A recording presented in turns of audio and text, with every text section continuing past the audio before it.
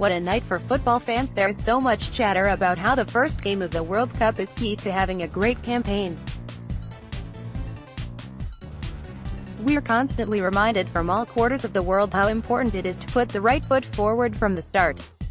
Tell that to Nacho and you'll leave him foaming at the mouth for all he caught by putting his right foot forward as an evanescent Cristiano Ronaldo. An Iberian classic. Brought to you by some of the most imperious noggings to gladiate on the green carpet. 90 minutes of stirring, stem-winding entertainment. 90 minutes. All it takes for the world to be condensed into one big capsule. The magic of football nucleus. As early as the 3rd minute, the world's best goalkeeper was up against the world's best player.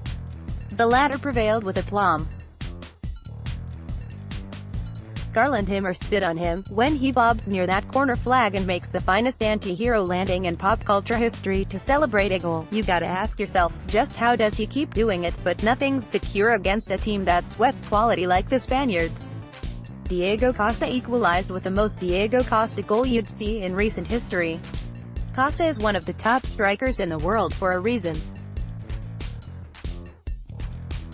Routine setups are like soup for him. What he relishes and has made a belligerent career out of is going to war for goals. Diego Costa is always at war. He grinds his teeth when he's knocking out thin air with his clenched fist. The goal-scoring process is cathartic if you ask the beast. Why is Don Andres even thinking about retirement? Watching Iniesta coasting around the football pitch makes you moan as though you were getting the best massage going on your shoulders. At 34 years old, he still reads the game and writes his own script anyway like it's nobody's business. And it is the business of 21 others too, but do kingpins care about that sort of thing? History says no. In Isco, Spain has a gifted ballroom dancer. They play hip-hop at the Bernabeu and he tries to keep up, but there are, quite simply, better freestylers in that crew. His Spain costume, however, is tailored to fit the gig, organized immaculately so that the Andalusian can tango with his adversaries until their socks fly off. To stand up and be counted against Portugal's counter-attacking threat, Spain had to show that nobody quite justifies football's tag as the beautiful game quite like them. If the football ground was an orchard, Spanish midfielders would be the peacock pansies fluttering about turning a Torres walk into a daydream. Isco causes chaos between the lines, disorganizes defenses and creates space as though he was God architecting the cosmos from scratch. And just as we stood marveling at the stars, mouths agape, we were brought down to ground for a reality check. The fallacy of infallibility laid bare in David de Gea's howler giving way to Portugal's second goal. Goalkeeper supreme, who stops thunderbolts like he's playing beach frisbee on vacation, reduced to his knees by his erratic humaneness. Another poetic chapter in an epic clash.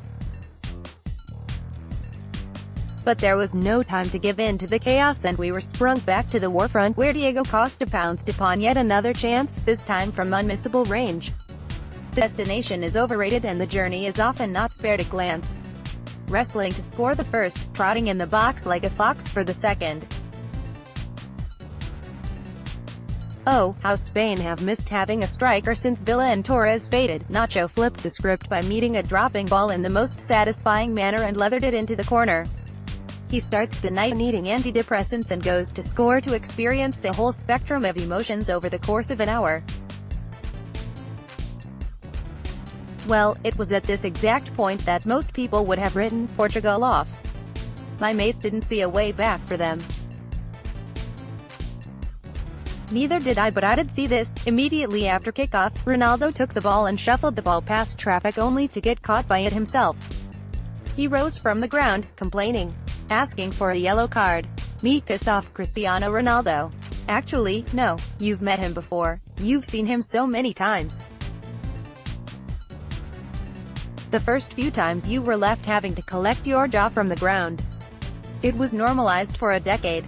Then he apparently faded. He wasn't the best anymore for however short-lived a period that was. And that pissed him off even more. It got him only a third Champions League title. What the hell, eh? A million stars, one supernova. So when Spain conceded that free kick in the 88th minute and Cristiano stood by the ball with his shorts pulled up to air his quads, there was a sense of inevitability about the result. One quick swipe. David De Gea is left flat-footed, with no chance. The ball avoids the crossbar as the Ronaldo transformed it into a sentient being and plunges into the netting. A World Cup hat-trick against one of the best teams in the world.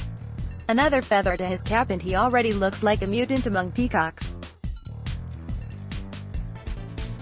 When the final whistle was blown, though the game ended in a draw, there was an immense sense of contentment. This is a match I'm going to ramble on about at the pub with a pint in my hand like an excited toddler for ages. This was the kind of match that puts the glow right back in our eyes. And if that's done, hasn't football served its purpose? Sleep is hard to come by on nights like these. So we sat around sipping ale and watching Zinedine Zidane take the mickey out of the mighty Brazilians in Germany back in 2006. We laughed like monkeys at O Fenomeno doing sh*t with the ball you couldn't fathom and ghosting defenders, leaving them eating grass, all the while smiling with those shining tusks. So many names rushed past: Diego, Di, Pelé, Cruyff, Garrincha, Beckenbauer, Rivaldo, Zico, Socrates, Klose, Ronaldinho, Messi. Nothing quite gets us going like the beautiful game. We love drawing parallels and celebrating similarities. The absolute joy that football affords binds us together in one tight knot, and the world was just so much happier on Friday night.